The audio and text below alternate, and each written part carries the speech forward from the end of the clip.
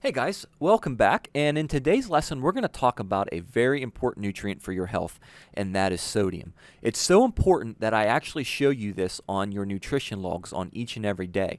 So while keeping yourself within your calorie budget is needed for weight maintenance and reaching your goals, increasing and meeting your protein requirements is essential for maintaining muscle mass and helping you feel fuller longer and improving your health, and then getting enough fiber for all those benefits we just talked about.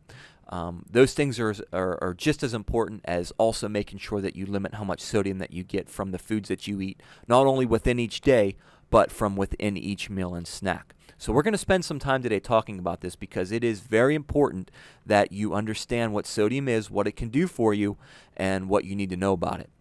So what you want to first understand is that nearly 11% of the sodium that you get in your diets comes from whenever you add it during cooking and whenever you add it through the salt shaker whenever you sit down to eat that meal. 11%.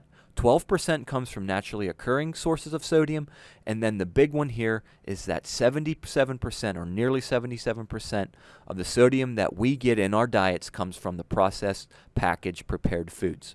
So let's begin by understanding something very important, and that sodium is essential in small amounts. And here's what sodium does for us. It helps us maintain the right balance of fluids in your body, helps transmit nerve impulses, and it influences the contraction and relaxation of muscles. So again, it's essential. We need to consume some. But what happens is we get way too much, and it becomes very dangerous in large amounts. So here's what goes on when you get too much of it. Your kidneys regulate the amount of sodium kept in your body. When sodium levels are low, your kidneys will conserve sodium, a normal, healthy process that happens.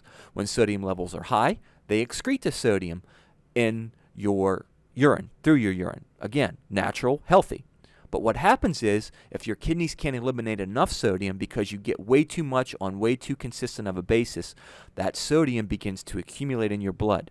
Because sodium attracts and holds water, your blood volume will increase. Increased blood volume, in turn, makes your heart work harder to move more blood through your blood vessels, which increases the pressure in your arterial wall. And this is where sodium needs to be very much monitored and limited in your diets, because nearly 90% of us will develop high blood pressure by the time that we no longer live on Earth. So here's a big warning for you. You don't know this for sure, okay, unless you have regular blood pressure checkups. But some people are more sensitive to the effects of sodium than others. People who are more sodium sensitive retain sodium more easily, which leads to excessive fluid retention and increased blood pressure. If you're in that group, extra sodium in your diet will increase your chances of developing high blood pressure, which is a condition that could lead to heart disease, strokes, and kidney diseases. So some of us out there, some of you out there, are going to be more sensitive to sodium than others. But the simple fact remains is we all need to limit the amount of sodium that we consume in our diets, regardless of whether or not you are sodium sensitive or not. So how much do we need? Well, if you've been paying attention to your nutrition logs, you already know the answer to this question. But if you're a healthy adult, you should try to not exceed consuming 2,300 milligrams of sodium per day. That's typically the level that when you get over and above that on a consistent basis is when it can really become something that affects your blood pressure on a regular basis.